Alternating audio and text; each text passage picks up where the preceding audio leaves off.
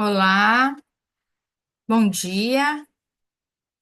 Hoje nós vamos ter mais uma aula síncrona, onde nós vamos falar, deixa eu só me ajustar aqui, com a nutrição, a importância da nutrição do tecido ósseo, ok? Deixa eu só me ajustar aqui nos meus. Aqui, vou colocar um focozinho para gente, para ficar mais fácil de vocês enxergarem, tá bom? Deixa eu só ver se está muito bom. Qualquer coisa que vocês quiserem, por favor, enviem para mim. Tá dando para me escutar? Muito bom. O tecido ósseo, como a gente pode ver, quando a gente tem um tecido ósseo normal, nós temos um osso que ele é muito, que ele tem as suas trabéculas, mas a gente vê todos esses espaços que são comuns desse tecido, até porque a gente tem a nossa medula óssea com todos os vasos que passam por ali, então a gente vê esse tipo de padrão. Porém, quando a gente tem uma osteoporose, onde nós somos, o osso é um depósito de cálcio, né? E esse depósito de cálcio, quando falta esse cálcio, o nosso organismo precisa de cálcio para tudo. E o que que vai acontecer? Ele vai buscar aonde tem a fonte e ele acaba pegando do osso. Então, a gente acaba vendo esses trabeculados maiores, que é onde a gente tem a osteopenia e muito mais fácil, ou até uma osteoporose, de você ter uma fratura, porque você tem a falta da composição desse osso. Então, como é que geralmente as nossas células, o nosso organismo, ele vai trabalhar ou ele vai é, usar os nutrientes que a gente utiliza na nossa alimentação? Então, os nutrientes, eles estão para serem absorvidos e utilizados pelas células. Então, a gente tem, por exemplo, a glicose é a principal fonte de energia. Então, tudo que vai virar glicose, o nosso organismo vai usar para poder fazer energia. Nós temos os aminoácidos que vão fazer essa construção e a reparação celular. Lembrando que todas as células, elas têm na sua medida receptores na sua membrana e que esses nutrientes vão conseguir acoplar a esses receptores para poder fazer e passar para dentro da célula quando é necessário. Os lipídios, eles vão ser utilizados para a nossa membrana para poder fazer com que aquela membrana celular permaneça íntegra, permaneça de modo aonde ela consiga fazer esse transporte desses nutrientes para dentro da célula ou não, e também como reserva energética que a gente tem dentro do nosso organismo. E os minerais e as vitaminas, que é no caso a gente utiliza para o tecido ósseo, né? Eles são essenciais para as reações químicas que acontecem nesse tecido, tá? Então, a gente tem que o nosso tecido ósseo é composto por células também ativas, altamente ativas, em alta produtividade. Ele é um tecido conjuntivo, tecido ósseo, ele é um tecido conjuntivo especializado, ou seja, dentro daquele padrão de tecido conjuntivo, tem o tecido conjuntivo propriamente dito, mas a gente tem esse tecido conjuntivo especializado, como é o caso do tecido ósseo, e eles têm, por conta da medula e de fazer toda a produção de células, né, hematopoéticas, ele precisa ser altamente vascularizado. Nós temos ainda uma matriz que é cheia de colágeno, do colágeno tipo 1, que é o colágeno que a gente mais tem no nosso tecido, no nosso organismo. O colágeno tipo 1, dentro de todos os tipos de colágeno, é o colágeno que a gente mais tem, que mais utilizamos. E ainda os minerais, como cálcio e fósforo.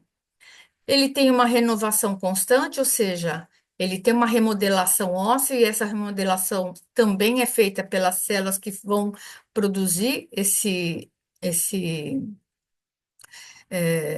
a manutenção desse osso, e vai depender dos nutrientes, dos hormônios, principalmente da vitamina D, que a gente tanto fala, do cálcio e do fósforo. Então, Quais as células que a gente tem desse tecido ósseo? A primeira célula é osteoblasto. Osteoblasto, tudo que é blasto é embrião, está fabricando muito, é jovem, tudo que é blasto. Tudo que é blasto, osteoblasto, condroblasto, tudo que é blasto, ele está em síntese acelerada porque ele é jovem. Então, eu faço a síntese da matriz óssea, né? Vai depender da minha vitamina D, e elas são células mais cúbicas, ficam localizadas na superfície óssea. Os osteócitos são as células mais adultas, mais que já um dia já foram osteoblastos. E aí elas são responsáveis pela manutenção do tecido ósseo, ou seja, elas ficam ali no meio da crista. E quando necessário, elas vão simplesmente, quando necessário, elas vão voltar a ser osteoblastos para conseguir produzir também ainda matriz óssea, tá?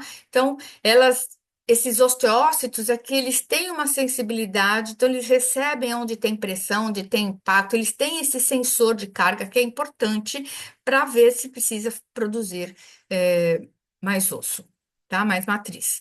E eles vivem já no meio daquela laguna, eles ficam interligados com os canalículos, ficam ali no meio da laguna, porque ele já fez a matriz em volta dele.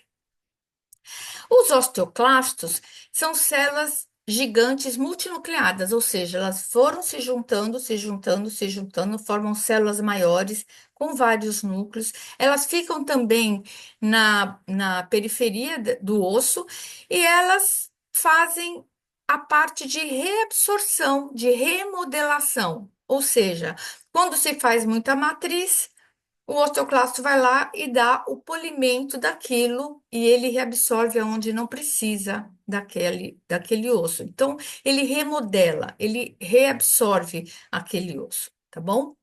E aí a gente tem alguns receptores que vão produzir, outros receptores que vão ativar o osteoclasto, aumentar a sua reabsorção, mas a gente também tem o OPG que ele vai bloquear o Hunkley, que vai produzir, vai estimular o osteoclasto a produzir, a reabsorver.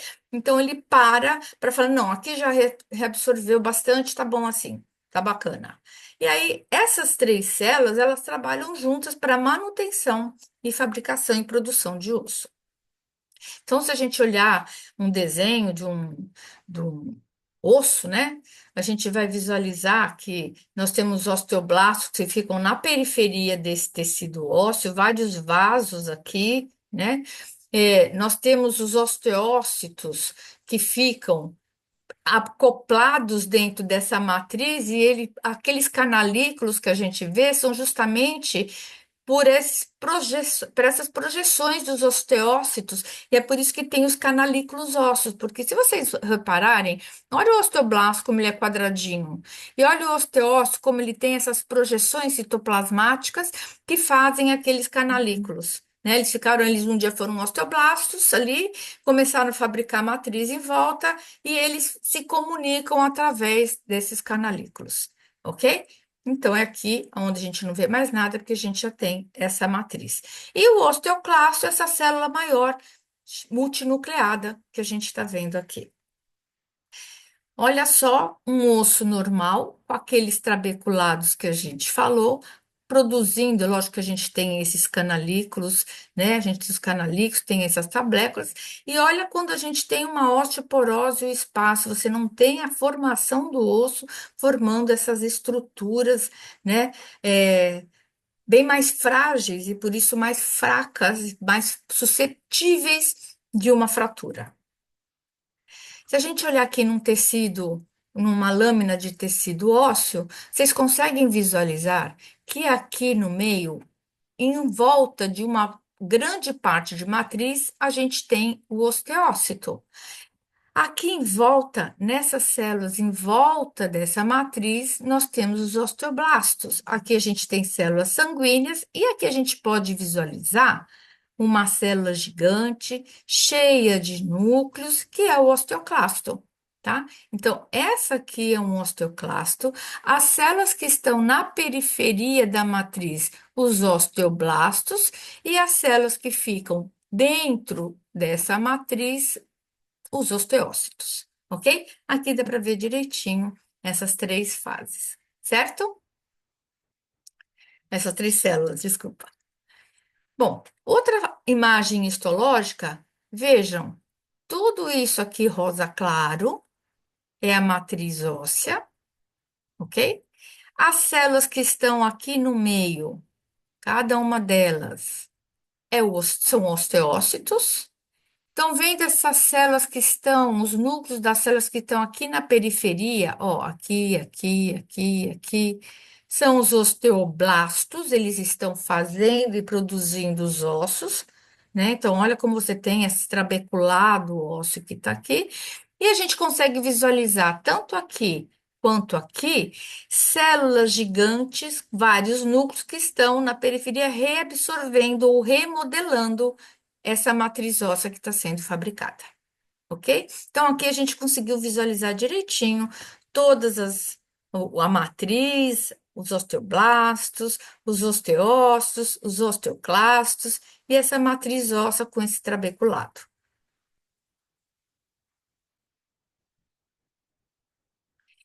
Bom, mas que tipos de osso? Todo osso é igual? Não. Nós temos dois tipos de ossos. Um que a gente chama de osso esponjoso, que é esse que é onde a gente tem mais trabéculo, assim, mais espaços medulares que ficam entre a parte óssea.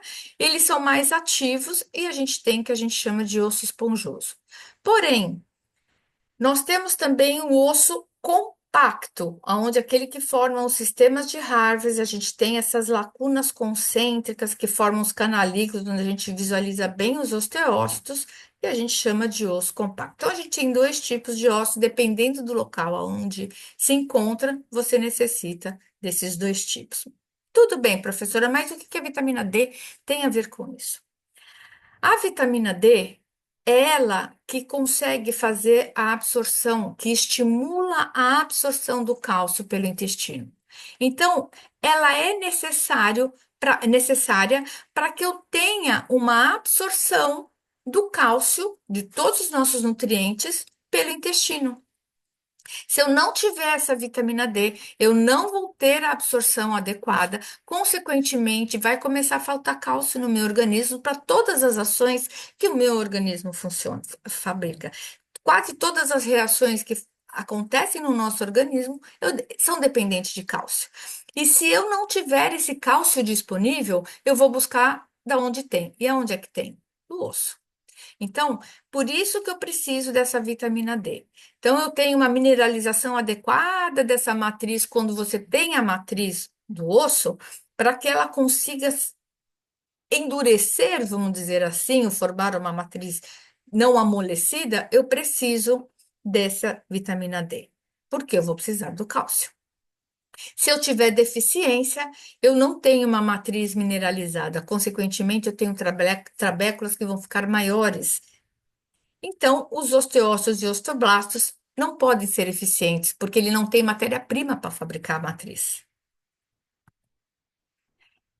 Essa vitamina D, ela não vai agir só no osso, ela vai atuar no intestino, ela vai atuar no rim, ela vai atuar na imunidade. Ela é ativada quando você tem a absorção, o intestino vai absorver e ela vai ser ativada lá no rim e lá no fígado, tá? E a principal função dela é a absorção do cálcio e do fósforo.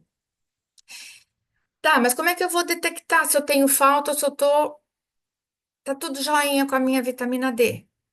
Eu vou lá no exame de sangue, vou fazer a medição da minha 25 hidroxivitamina D. Se eu tiver abaixo de 20, eu tenho uma deficiência. Se eu tiver entre 20 e 29 nanogramas por ml, está insuficiente. E o adequado é sempre que eu tenha, que eu fique entre 30 e 50. Geralmente, quando você está com uma baixa quantidade de vitamina D, você pode ter cansaço, você pode ter fraqueza muscular, você pode até ter dor óssea, né? Fica susceptível a quedas e a imunidade fica muito baixa. Quais são os fatores de risco para que essa deficiência aconteça? Pouca exposição solar. Os raios solares, a gente já vai falar daqui a pouquinho. eles são a principal fonte de vitamina D do nosso organismo. Então, é necessário que a gente tenha essa exposição. É lógico que a idade também vai influenciar. A pele escura faz com que tenha mais dificuldade de você ter aquela vitamina D que a gente pega pelo sol. A obesidade também, porque você não vai conseguir fazer essa absorção por conta do tecido adiposo. O paciente que é pós-bariátrico, porque ele não consegue fazer a reabsorção dessa vitamina D pelo intestino, a reabsorção fica diminuída, ou doenças renais e hepáticas, já que eu preciso do rim e do fígado para fazer esse metabolismo. Os exames complementares que são necessários para a gente visualizar se realmente eu estou com esse déficit de vitamina D é o cálcio, o fósforo, o hormônio, PTH, e a fosfatase alcalina. Bom, mas professora, você me falou que a vitamina D eu consigo com o sol. Como é que funciona? Quem produz a vitamina D é a pele. A pele vai produzir. Só que ela vai produzir quando ela recebe a luz ultravioleta B. O horário que é melhor para você fazer, e que você tenha essa emissão, que você consiga absorção, é tomar um solzinho entre as 10 e 15 horas, tá? Mas aqui, eu coloquei aqui para vocês uma exposição estimada, porque lembra que eu falei que quem tem a pele escura não vai conseguir ter a absorção adequada? Então, ele vai precisar ter mais tempo diário no sol do que quem tem a pele clara. Se você, quem tem a pele clara, ficar 15 minutos, é o suficiente. Todo dia, uns 15 minutos é o suficiente. A morena de 10 a 20, a morena média de 15 a 30, a pele escura de 20 a 40, tá? Importante, eu não posso me expor ao sol, por exemplo, atrás de um vidro. Não vai conseguir pegar, ele vai bloquear. Não dá para eu colocar um protetor solar, ele vai bloquear também. Então, para que eu tenha adequação de absorção dessa vitamina D, eu preciso expor os braços ou as pernas nesses minutos sem o protetor. E aí depois é que eu vou aplicar o protetor, tá? Então, por exemplo, se você vai à praia, por exemplo, o ideal seria você tomar uns 10, 15 minutos, de acordo com a sua pele, e depois passar o protetor solar. É lógico que quem mora em lugares como nós no Brasil, onde a gente tem uma incidência boa de sol, ou quem mora na praia, só de você sair, né, de você estar na rua, de você já está fazendo, você já está recebendo essa luz ultravioleta. Acho que dentro de casa, se você ficar dentro de casa, você não vai receber. Mas é muito mais fácil do que quem mora nos lugares, por exemplo, os escandinavos, onde você não tem uma incidência de luz e você fica mais difícil de você conseguir essa vitamina D, tá? Tá, professor, então como é que faz? Você vai lá, recebe fica no sol, você vai conseguir receber e a pele vai produzir? Como é que faz? A pele, ela produz uma pré-vitamina D com essa luz solar. Então, ela consegue receber e produzir. É lógico que isso vai através do sangue, ele vai fazer com que o fígado faça essa transformação em 25-HD. Quando passa no rim, forma a fase ativa, que é o que a gente chama de calcitriol. E aí sim você vai aumentar a absorção do cálcio no intestino e vai regular essa saúde óssea. Ou seja, olha que legal que é isso.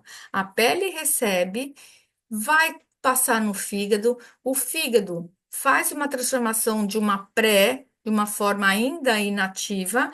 Quando passa pelo rim, ela transforma em calcitriol, aí você vai ter a filtragem.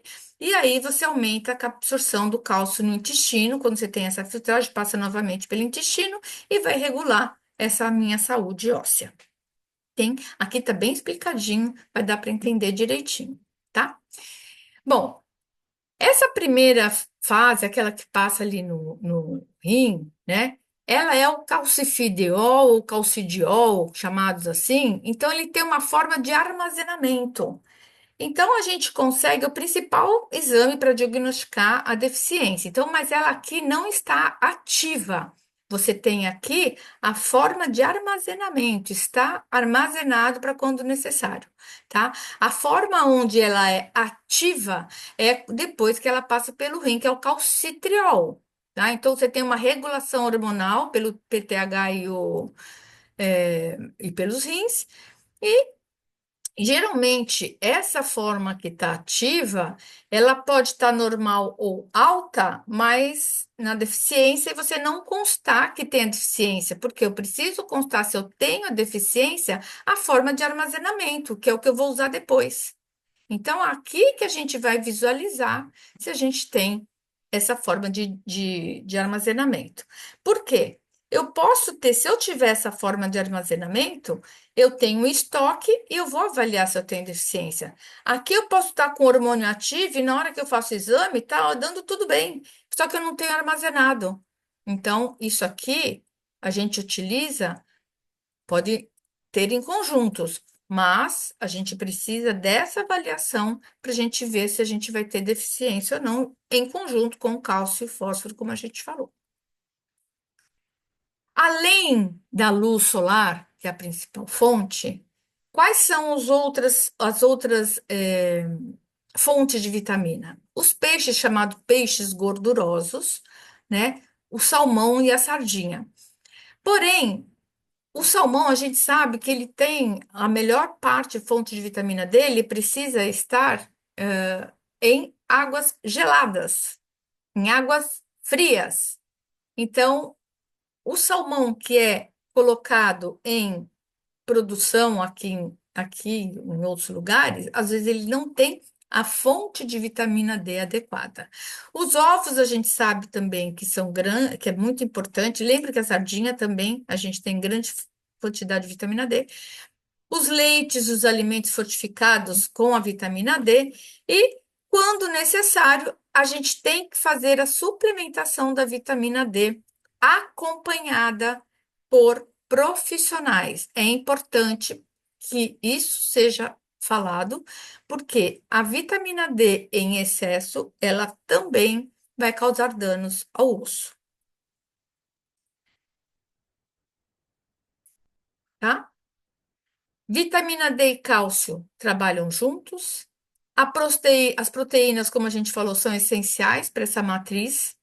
O magnésio, o fósforo e o zinco vão trabalhar junto com o cálcio para poder fazer aquele metabolismo ósseo. E se eu tiver dietas muito restritas, eu posso simplesmente fazer a perda desse meu remodelamento. Então, essa dieta, quando necessário, quando você vai fazer uma dieta, você precisa ver se você está repondo todos os magnésio, o fósforo, o zinco e também as fontes de vitamina D e cálcio, ok? Eu espero que vocês tenham gostado da aula e fico aberto a qualquer pergunta. E vou deixar isso lá, essa aula bonitinha, gravada lá no nosso Moodle. E qualquer coisa vocês podem me perguntar. Um beijo para vocês.